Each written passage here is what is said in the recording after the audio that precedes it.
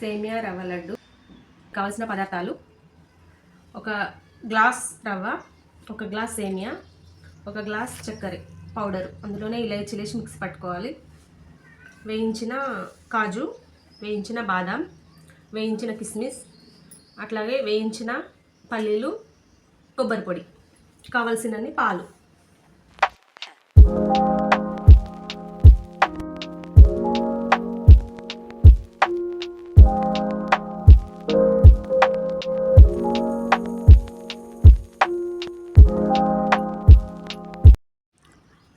ఇలా మొత్తం ఐటమ్స్ని కలిపి పెట్టుకోవాలి. ఇప్పుడు ఇందులో తగినన్ని పాలు పోస్తూ పాలు పోసుకొని ఇలా ముద్ద అయ్యేలాగా చూసుకోవాలి. తర్వాత మనం లడ్డు చుట్టుకోవాలి.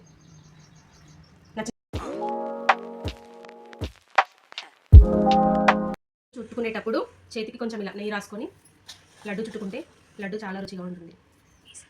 ఈజీగా కూడా లడ్డు పెద్దలు పిల్లలు చాలా ఇష్టంగా తింటారు. అయితే లైక్ చేయండి, ట్రై చేసి చూడండి.